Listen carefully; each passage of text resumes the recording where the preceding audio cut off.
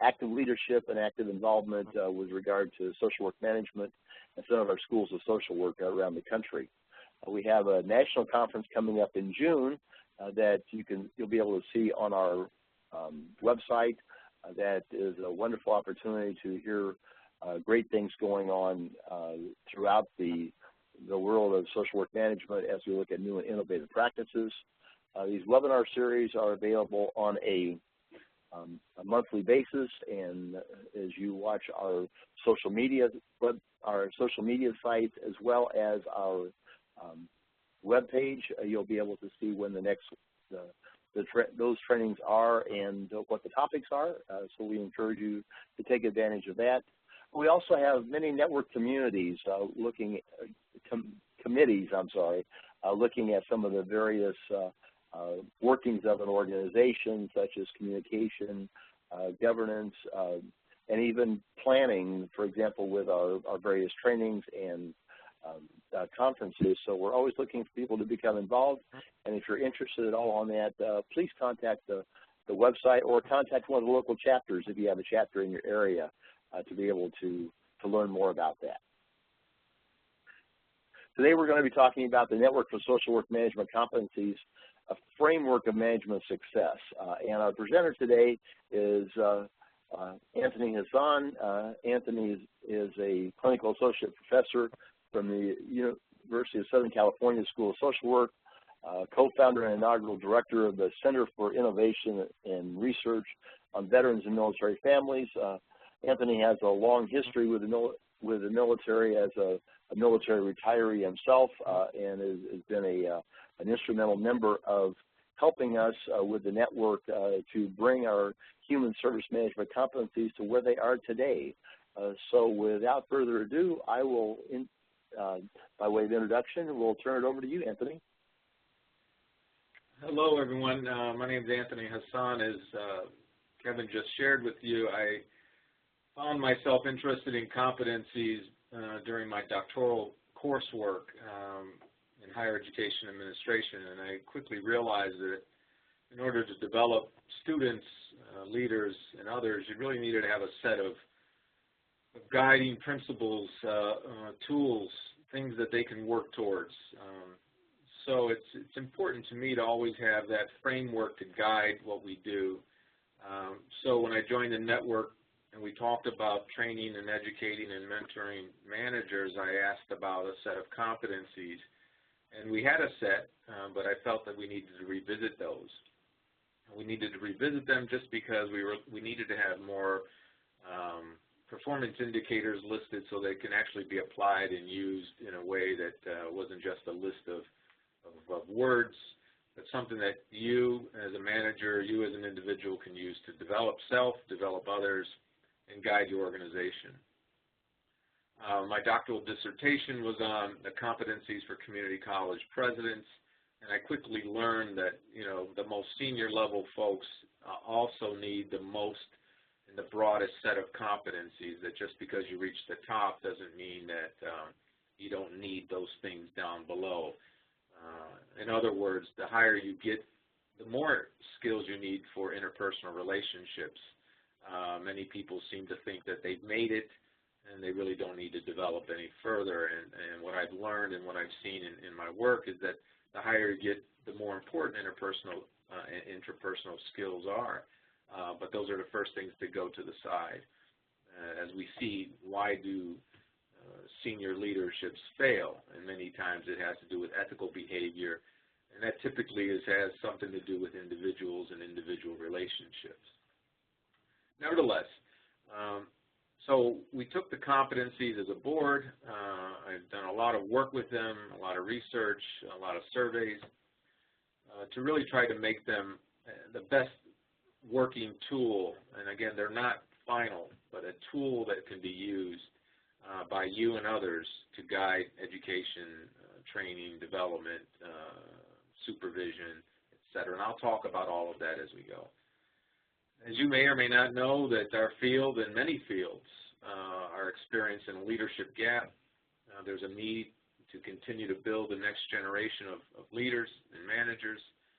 we're not doing a good job. In most organizations, their succession planning is poor, and they have really no built-in leader development program in their organization, nor do they tend to spend or invest in leader programs outside of their organization. Typically, you'll have a hard time finding competencies that can guide your work, and so we've tried to put together a set that you can use to guide your work and your own development. You probably also recognize that there are very few developmental programs for you or for your managers to go to. I know there are a few out there, but which ones are credible? That's a question that we all struggle with. And I think our network is interested in continuing to move down this path of developing you at whatever level you are, as a graduate student who's entering the field of management, or you're a mid-level manager and an executive and you're looking for opportunities to learn ways to improve your management and leadership skills. And so at our conferences each year, we're going to start highlighting for you where the competency that you want to develop would be located in what workshop. So workshops will be listed. They'll be color-coded so that you know the competency you're trying to learn can be achieved or obtained or learned at this particular workshop. We're doing these webinars as a way of advancing competency. So the webinars that you'll see in the future will remind you which competencies are going to be covered in this particular webinar. Oh, sorry.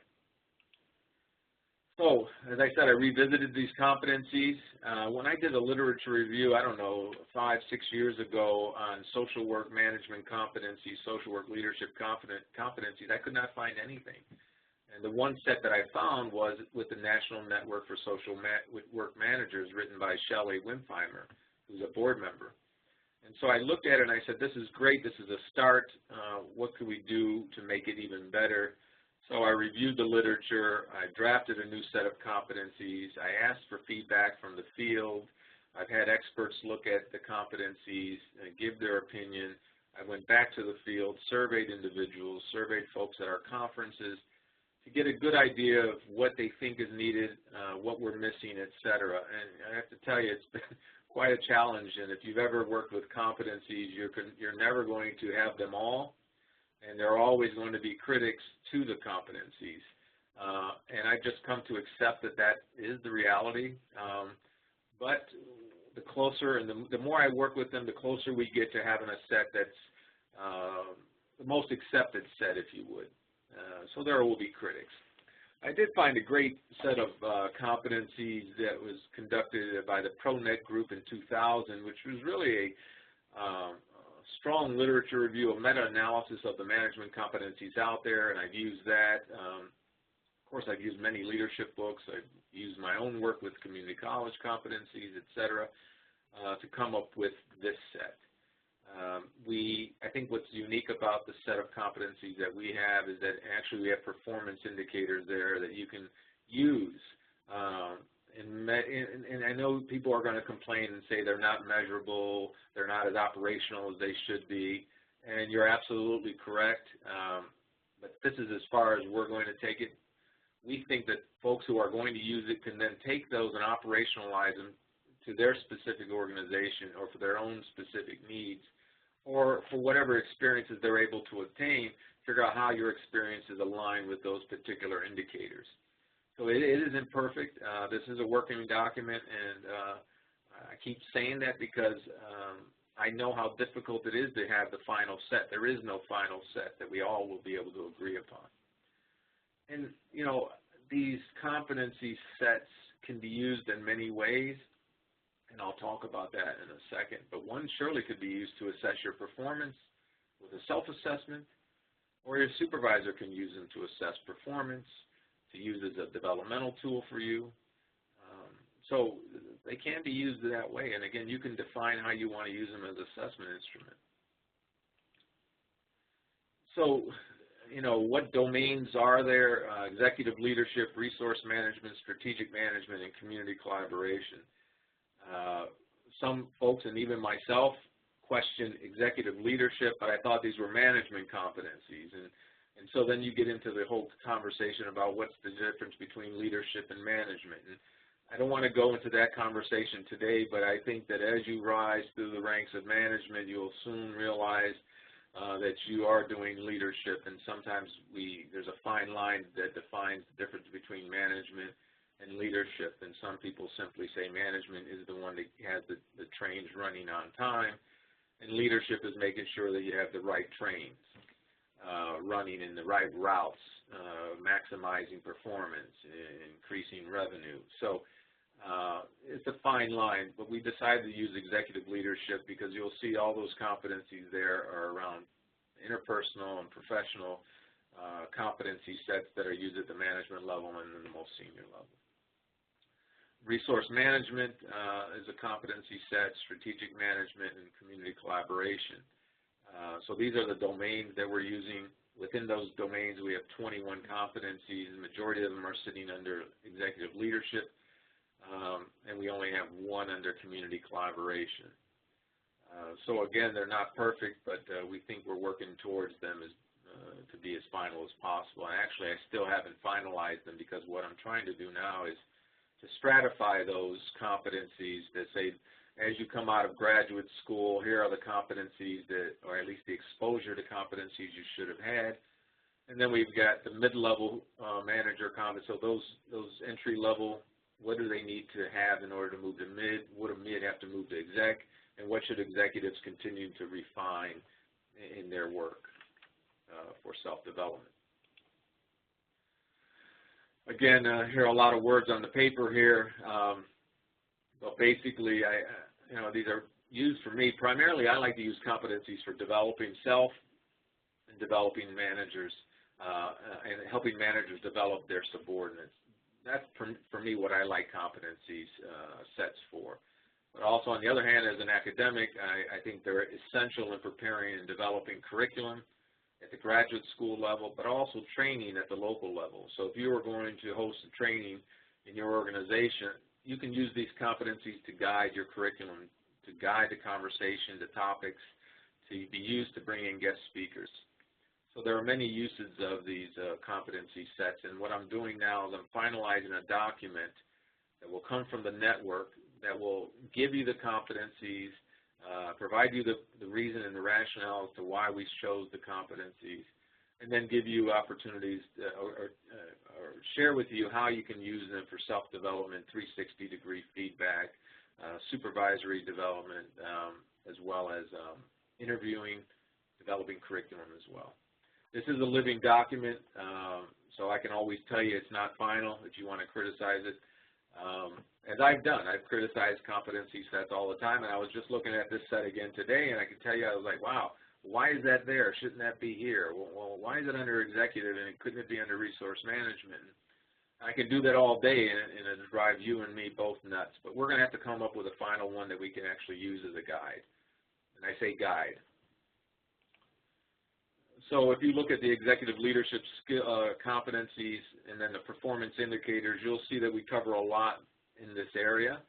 But these skills are definitely interpersonal skills. Before I go on, I have to stop myself because I want you to know that competencies are nothing more than a set of knowledge, skills, and abilities that we want individuals to have or work towards possessing. But they're extremely valuable. Competencies are extremely valuable in summarizing the insights that other leaders have shared with us that are important. They identify useful leader behaviors that I think we all need to try to work towards and strive towards. They provide us a tool for self-development. They provide us a framework for selecting and developing the best talent out there. These competencies are used at the organizational level for things like communicating about what's important in your organization, what should management and leader behaviors possess, help to discriminate the difference between individuals' performances, again, using them as an assessment tool. Linking leader behaviors to strategic decisions and goals in the business, so getting folks focused on the things that are most important to your organization. these are all critical elements to growing an organization, growing an individual, providing leadership and supervision to folks who need it. We do a very poor job in succession planning, and we tend to limit our involvement in development. We tend to say that we're too busy to focus on developing others or developing self, and I think this is where we fall short. I just kind of wanted to emphasize that to you. Then some people will say, Anthony, what theories did you use to ground these competencies? And if any of you have ever worked in management and leadership, there are many, many theories, and many of them aren't scientific. There's a very limited knowledge on the best set of competencies out there because we all come from a different mindset, and we all believe in different theories of development and leadership. But when I looked across all of my work, I mean, this covers all the different theories and many of them. So you got trait and personality theory. You've got, transformational leadership. You have situational leadership theories. You have team leadership theory. But I think in the competencies, you're going to see a lot of these. And the framework that I like to use when I think about developing managers, developing leaders, is that we always have to start with who you are. So who you are as a leader is how you lead. So who you are, that means the person you are, the personality you have, the style that you have. So who am I? And I think as all of us who are social workers see that leadership and social work are perfectly suited to fit together, because as social workers we always focus on making sure the individual understands who they are, understanding their strengths and weaknesses, their bright sides and dark sides of their personality, their areas of weakness, their insights, their emotional intelligence. This is extremely important. And so who you are is how you lead. So if you know who you are and you really focus a lot on self-development, self-awareness, you're going to lead more effectively. If you're controlling, if you have a tendency to get anxious and control, you're not going to grow your team. You're not going to allow others to grow. So understanding who you are determines how you lead. And then, of course, how you lead determines how effective your team is. So it goes into team leadership. And in some of the competencies, you'll see the importance of team. So self, how I lead, determines how well my team leads. And in the end, what's the organizational effectiveness? Organizational effectiveness is based upon how the team works and how the team executes across the organization. So organizational outcomes really start with you. So who you are is how you lead. How you lead that team decides and develops and grows and builds and works in your organization. So your organization's success is based on how well you can inspire, motivate, train, and educate your team. But if you have a hang-up with self, it's going to affect this entire chain. So a lot of the executive leadership skill sets, the competencies, the performance indicators have to do with you, how you critically think, how you communicate, how you maintain relationships. Do you understand culture? Are you sensitive to that? Do you advocate for right? Can you see where wrong is in your organization? Are you willing to confront that? Do you have the courage to make the change? So again, a lot of the stuff you'll find in executive leadership really has to do with you. So who you are is how you lead. Well, then resource management also speaks now to more of the team, how you manage human resources, how you manage team, but also how you manage fiscal resources, financial resources, budgets, accountability. These are very, very important. These are the skills that you have to really move people, move the organization to your outcome, your organizational outcome. And so you'll see a number of competencies listed there, which I'm not going to go over in complete detail. I think transparency is important. One thing I struggle with personally is how much do I share? How much do I allow others in the organization subordinate to me, my peers, to really know about the fiscal management, the resources we have? And I think I've learned along the way that the smaller my organization is, the more transparent I am, because we're all kind of in this survival together. So I currently run a research center here at the University of Southern California, and our situation is based on funding and research projects, and so the small team of 20 of us are constantly working together to ensure the sustainment of our organization. So I'm very transparent with them, where in the past, in some of my leadership positions, I haven't been as transparent.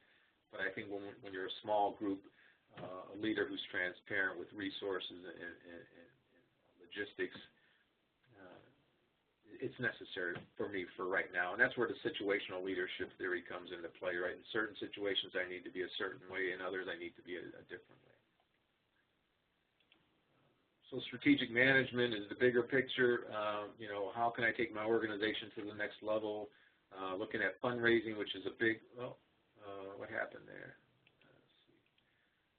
So fundraising is a new competency that all of a sudden many CEOs are now engaged in fundraising activities where before they didn't, they weren't, especially in the nonprofit space. So all of a sudden, fundraising is extremely important. You'll see it on all these job descriptions, new job posting.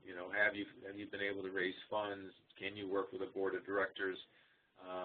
What are your marketing and public relations campaigns? What innovative ways have you grown your organization? Media and public use of social media is extremely important now.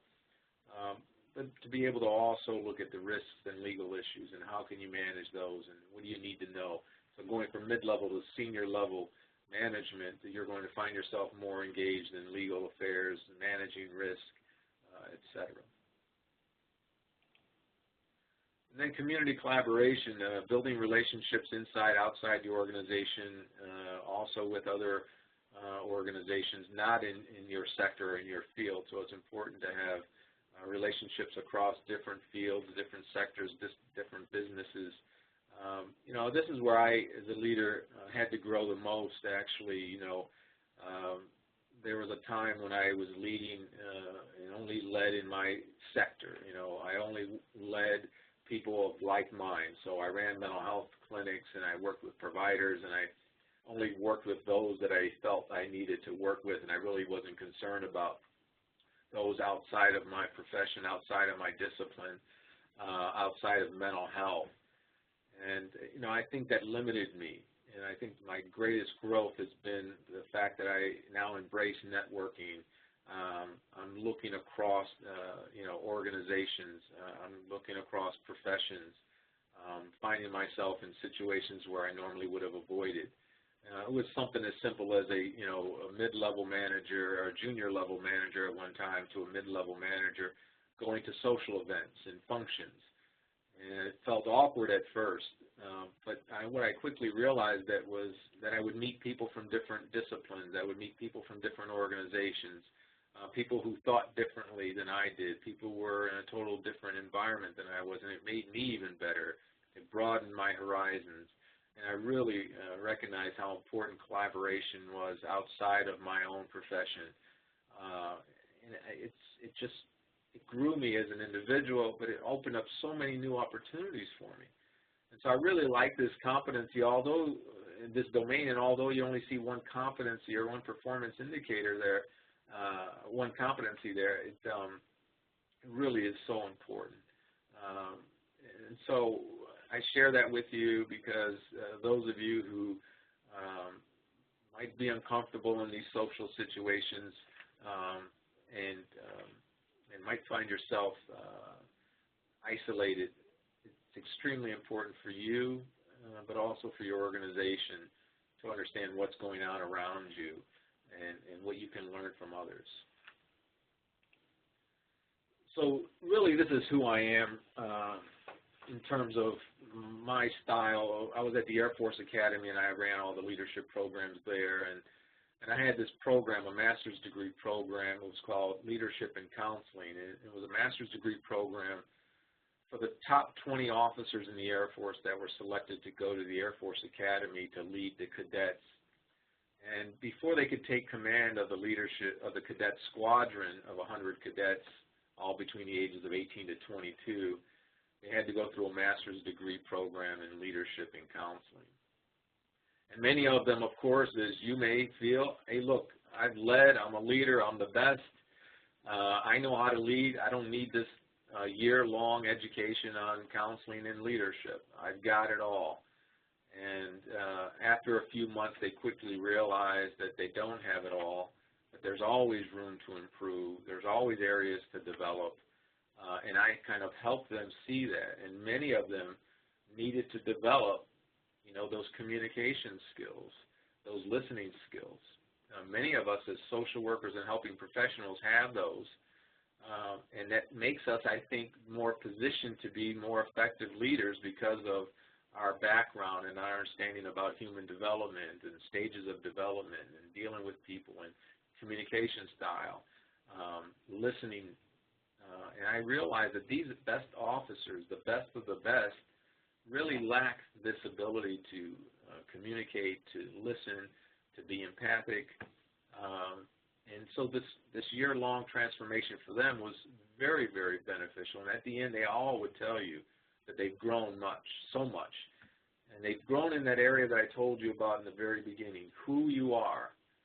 It's so important to know who you are because that will affect and enhance your leadership style, which will then motivate and inspire others to do more, which will get the job done for the organization. And so I can't minimize the importance of your own professional development.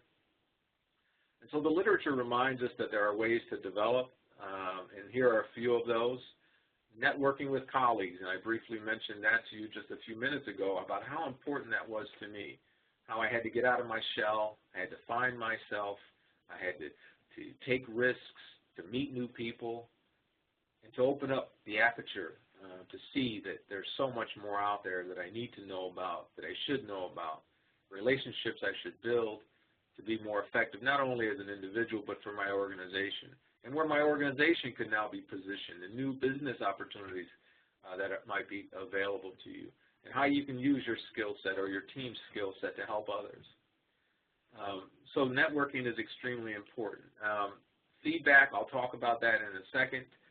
Mentoring, action learning, progressive job responsibilities, challenging job assignments, personal reflection, journaling, which some of you might not like to do, and some of you may do it well, and you may have been doing it all your life.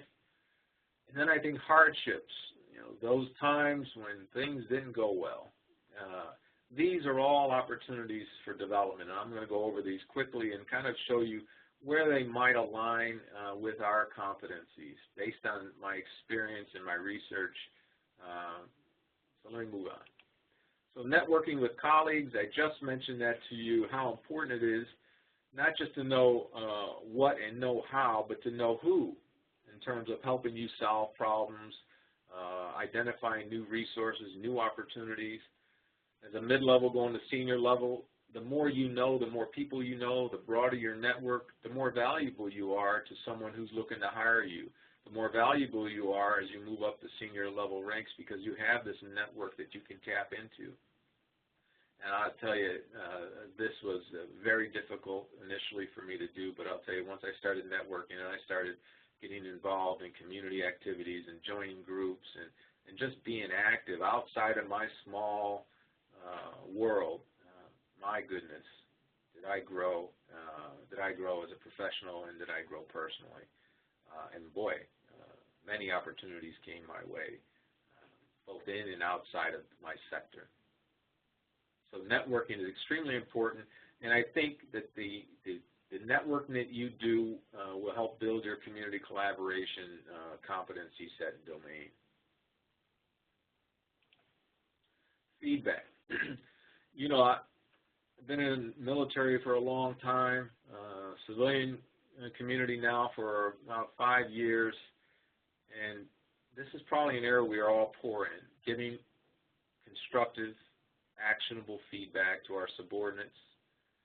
We tend not to get it for ourselves. We tend not to ask, but it's critical that you not only give actionable, constructive feedback on a regular basis to those that work for you, but as you grow, you need this feedback. You need honest, actionable feedback. The majority of the time, you're going to get someone who tells you, you're doing a great job, and they'll pat you on the back, and you'll be happy because you'll get your merit increase. But did you really learn anything? Was that useful? Was that actionable? Whereas someone would sit you down and give you honest feedback, give you where you failed, where you missed, give you specific descriptions of those successes and failures. They'll guide you and direct you to that correction, to the way to get better. We don't get this enough. You may have sat on the webinar last time about 360-degree assessment. You can use our competency set, and in the guidebook that we're going to develop, we're going to list them out, list all the competencies, and then have two rows, one for you as the individual and one for you as the supervisor. And you can go down and check what areas you're doing well, give you a ranking 1 to 5, how well you're doing in each of the competencies. And then you have something to talk about with your supervisor. They'll rate you, and then you have something to talk about. But with 360, it's nice to be able to get your subordinates' feedback, your peers' feedback, and, of course, your boss's feedback on the same domain, so you can see how people see you. You know, your peers may seem to think you're doing fine, but your subordinates think you're a jerk, or they think you're not visible and present and available. And your senior leader, oh, he or she thinks you're great because you're hitting all your performance indicators. But at the same time, maybe your subordinates feel neglected, overworked, underappreciated. But the boss sees you doing great. So, you know, how do you learn and understand this, and you get it from feedback? And so I ask you to make sure you solicit feedback. And people are going to be very uncomfortable with that because they're like, oh, you're doing great. Well, no, tell me what I'm doing well. Tell me what I can do more of. What should I do less of? So 3 questions that I like to ask people is, tell me what I'm doing well. Tell me what I'm not doing so well. Tell me what you'd like for me to continue to do. Tell me what you want me to stop doing. So gives them something to work with. Or if someone says, well, that was a great presentation, Anthony, I like to say to them, what did you like about it? And then they stumble because they're really not giving you effective, actionable feedback. They're just being nice. Or I'll ask them, so they'll say, you did a great presentation. And I'll say, well, what can I do better next time? And again, they stumble because we're not used to giving actionable feedback, direct and honest feedback. So one thing that I want you to do here is to make sure that you ask for the feedback, you're giving feedback, and you're getting feedback from the 3 different levels I talked about, subordinate, peer, and supervisor. And feedback is extremely valuable to you in developing the competencies of executive leadership and community collaboration. Mentoring, most places you'll go to will have an informal mentoring network, basically meaning if you want a mentor, find one. Very few organizations have formal mentoring program where you're matched with someone who you kind of find similarities with, or someone that you, outside of your supervisory chain, that can really help you grow. But, you know, these are very powerful. I've always had a mentor. I've always had someone that I can call, talk through difficult situations with, someone who's helped me grow professionally, someone who's not afraid to give me feedback. And so I encourage you to find someone who can be a mentor to you. It's probably one of the most important developmental experiences that you can have. And, you know, it's not always you have to find someone senior to you. It could be someone who's a peer or an equivalent position somewhere else, or someone you admire. But someone who's going to be honest with you and someone who's going to help you and guide you and drive you to develop at the next level. And so maybe your mentor can actually look at the competency set with you and identify those areas that you're strong in, those areas that you're weak in, and those areas that you really need to grow in, and help develop this plan for you to move forward. Action learning. Now, this is where most of our learning takes place. They call it on the job. But this is, you know, the progressive job responsibilities that you're given, those hardships that you face when you fail, those learning experiences, those lessons learned on the job.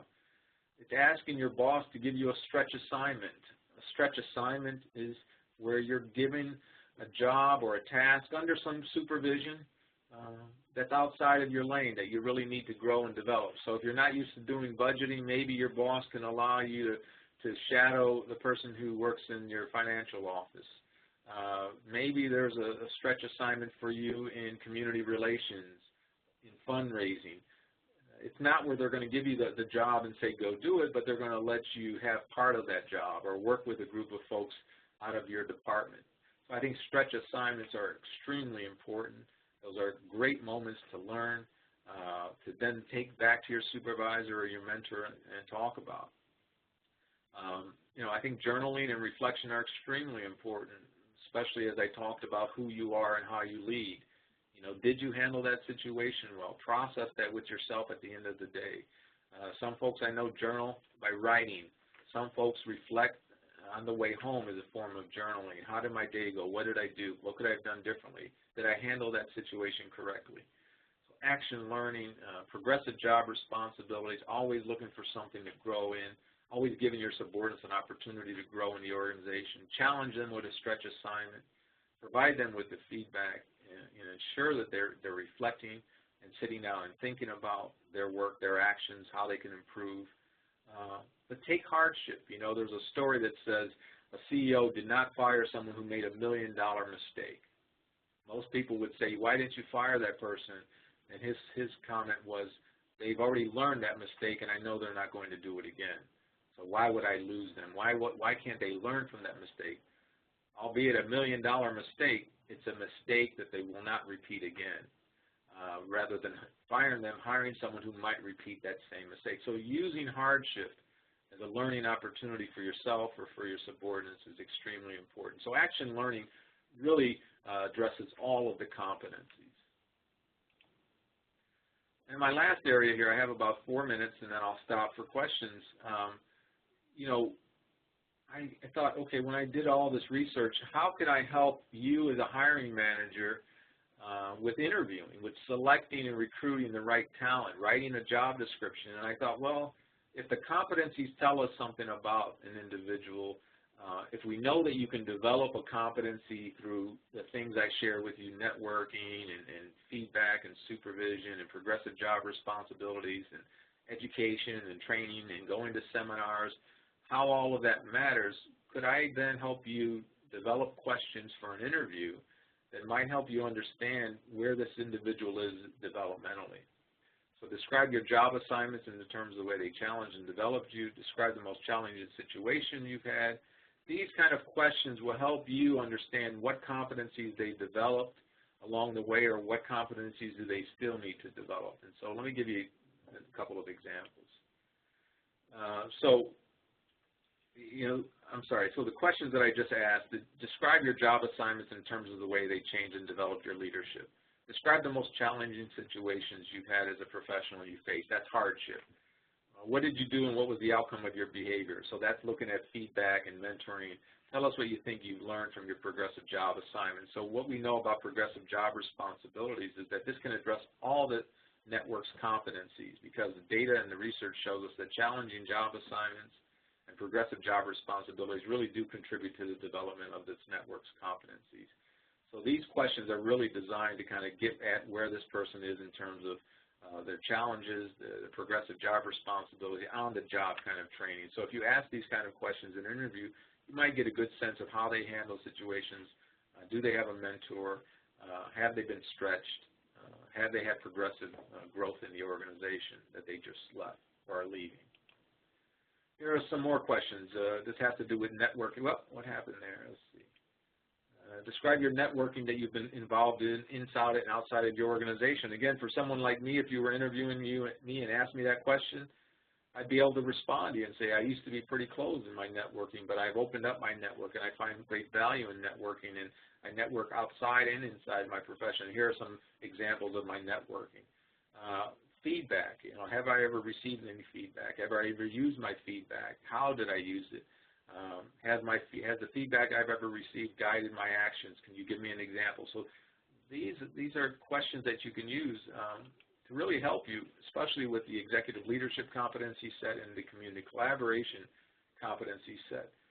So again, how you can use competencies more than just a list of things, but really use them for self-assessment, organizational assessment, supervisory kind of input, but also in selecting and recruiting individuals. You can learn a lot from these kind of questions about where they sit in terms of the competencies you need in your organization. And the last one is, about conferences and workshops. And by the way, conferences and workshops and webinars like these, to be honest with you, are important, but are at the very bottom in terms of developmental experiences. I mean, they're good, but if you get a graduate degree, I mean, you're learning this much. It's the progressive job responsibilities. It's all of those other things that matter, that are important. Not to say that going to continuing education courses like this aren't important. These are extremely important. But these will just let you say, okay, I have the training, I'm done. Or I go back to my organization and I'll say, oh, this was good, but it doesn't work in my organization.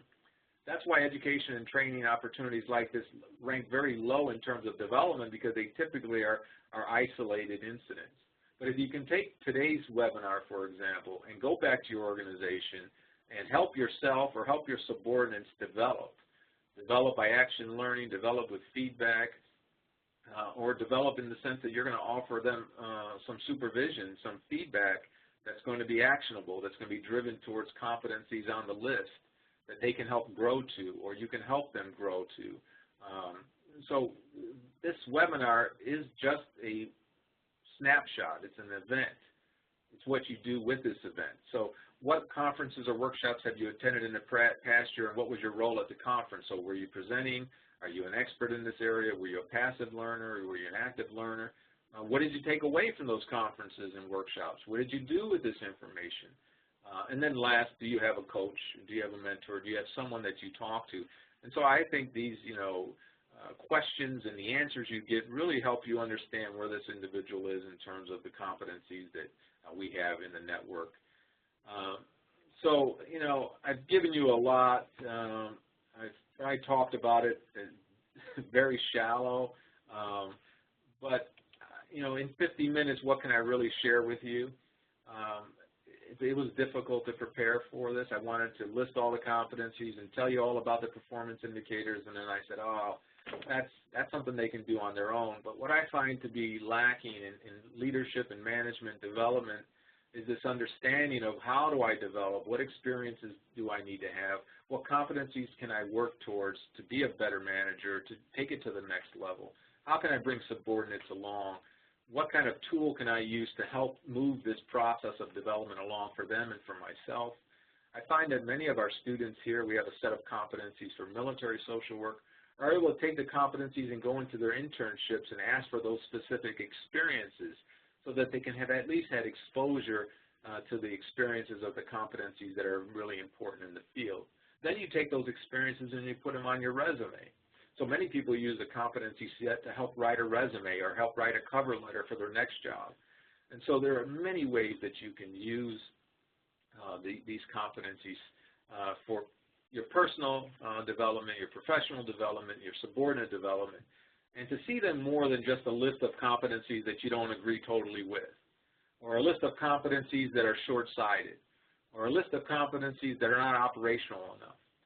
And I would tell you, you're right if you say all of that, but you're missing it. You're missing the opportunity to use this set to guide your own development and the development of someone else. So I think I should stop and maybe take questions and maybe help explain in more detail some of my points, if I can. So thank you so much.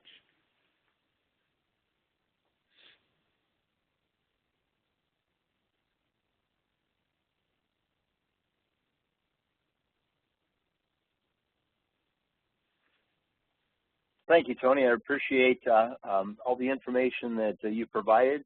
One of the first questions that I have on my list here is, can you recommend any specific literature that people could pursue to look at as far as for things that you found would be a particular value for them?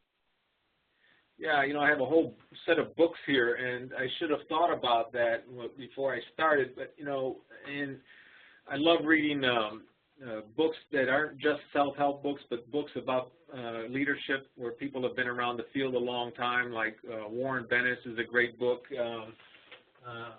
called On Becoming a Leader. See, these are all my notes. He talks about mastering the content, understanding the basics, knowing yourself, knowing the world, deploying yourself, doing reflection, moving through chaos. And Warren Bennis has been around a long, long time.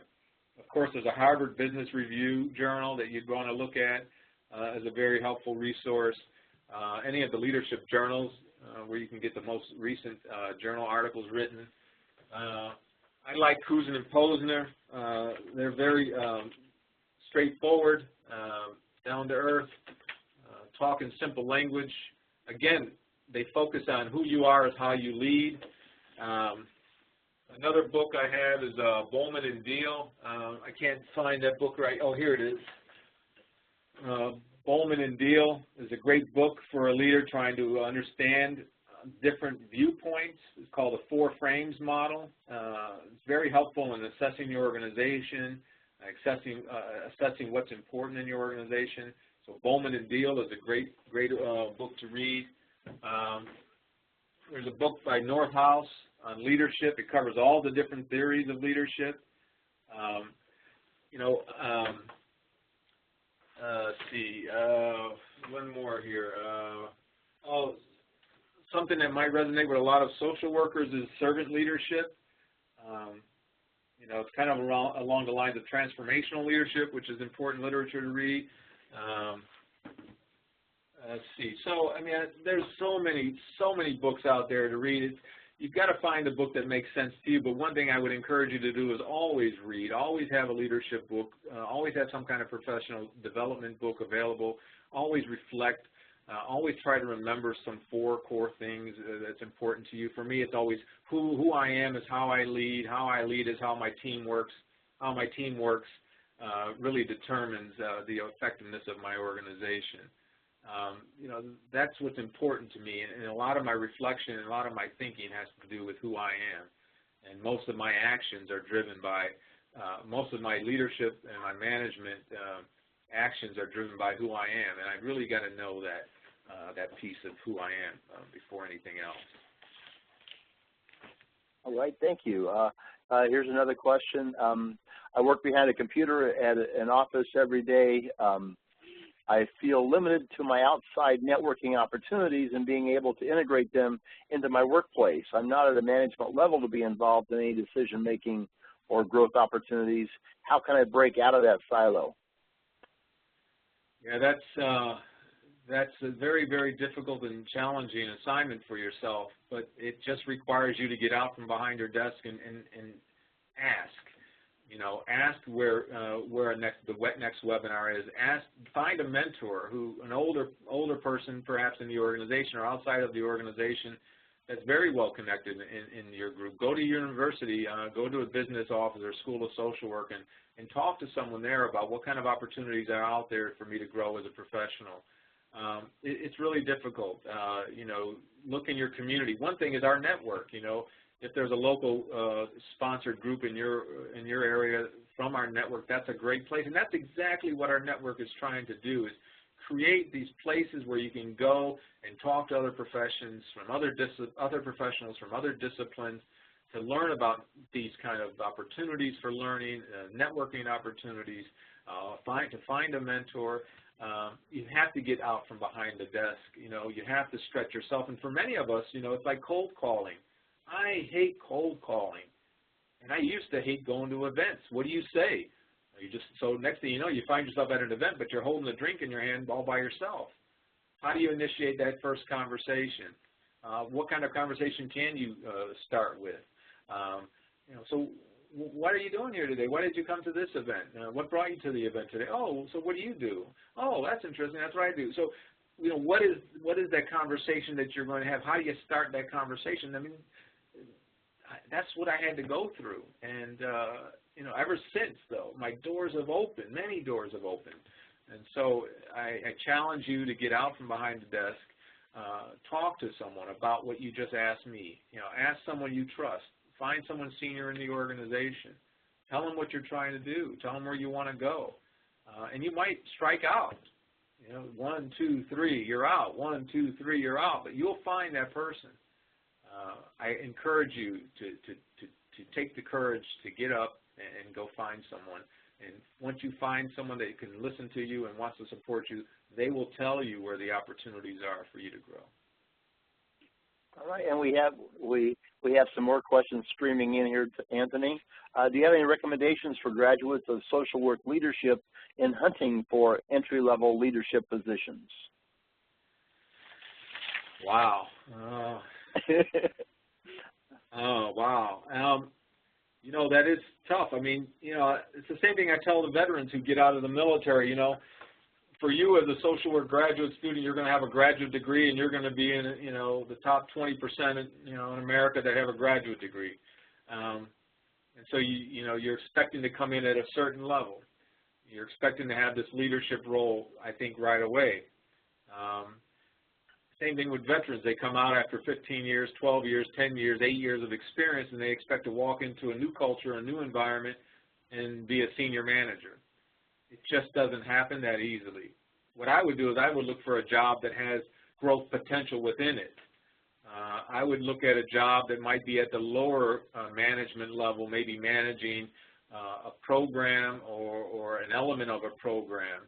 But you can see progression in that organization, so you can see that, oh, I can go from, you know, this element of the program to actual program director, from program director to, you know, group director, et cetera, et cetera. And, you know, I have to tell you, that's what initially appealed to me about the community college work. I wanted to be an academic administrator, and I wanted to do it in the community college because it reminded me of the military. It was a clear order of accession through the ranks.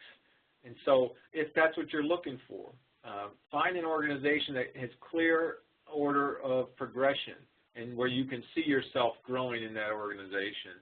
And if not in that organization, at least there's potential for growth that you can then transfer to another organization.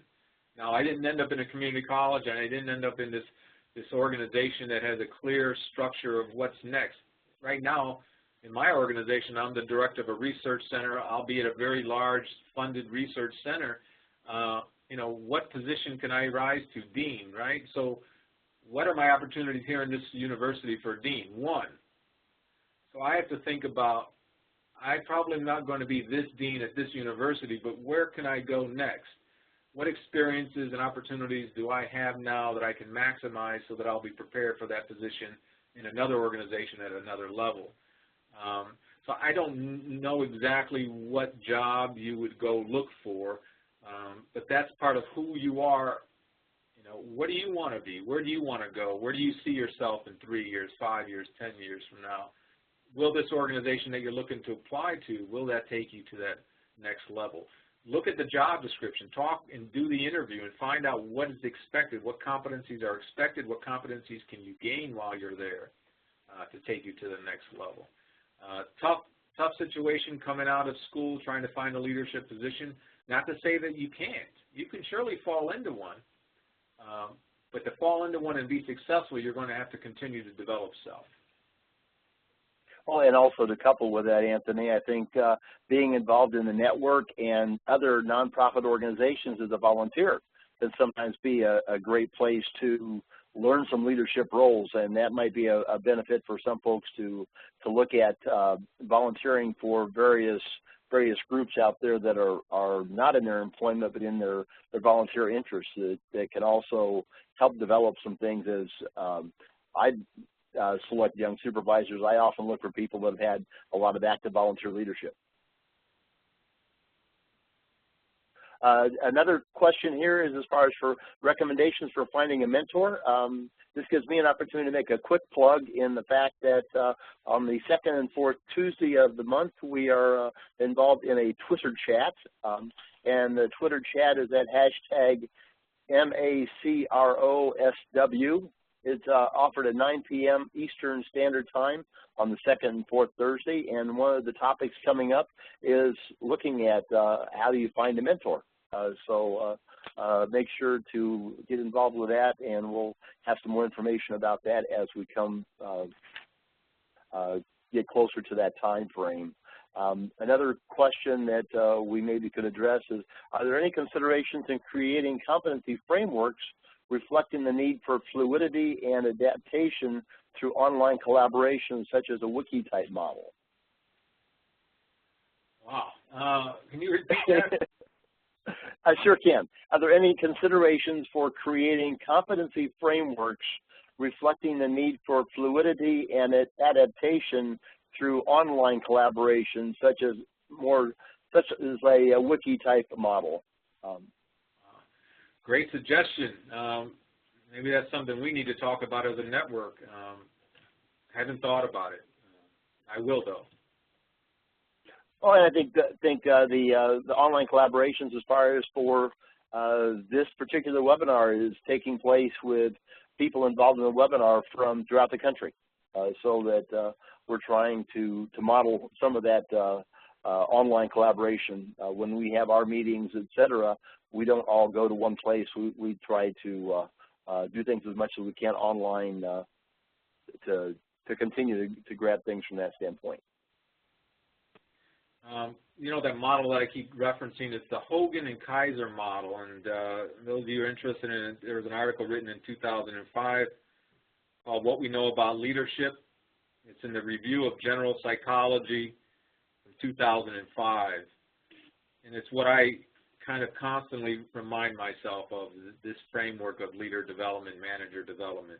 So it's Hogan and Kaiser, 2005, What We Know About Leadership. All right. Well, thank you very much, Anthony. I think we've identified a number of things for folks. As we can with the answers for some of those questions, we'll try to compile those and send those out, as we also send out the PowerPoint presentation for you to be able to have as a reference to look back on. If I could plug a couple of other things for the network. As many of you know already, we are connected with LinkedIn. We have a very active a group there that has some great discussion, and you might be able to find a mentor just in communicating back and forth with other professionals in the LinkedIn group. We have a Facebook account, NNSWM, that you can be able to get activities and find out what's going on from there. And then also the NSWM is our Twitter account, and that we are trying to stay very active with that. Upcoming events, just for you to mark on your calendar, is May 13th. We'll be having our next webinar, so please watch our social media for the topic and particulars about that webinar. And June 5th and 6th is our annual conference in Boston, and that please feel free to register for that and come join us in Boston in June. Thank you. Any closing comments you want to give before we sign off here, Anthony? No, thank you, and just focus on, really improving yourself. It really matters to know who you are, because that will affect on how you lead. So all the best, and look for the guidebook as I finalize the competencies in the coming days and weeks. Thank you. I appreciate it all. Thank you very much, and this concludes our webinar.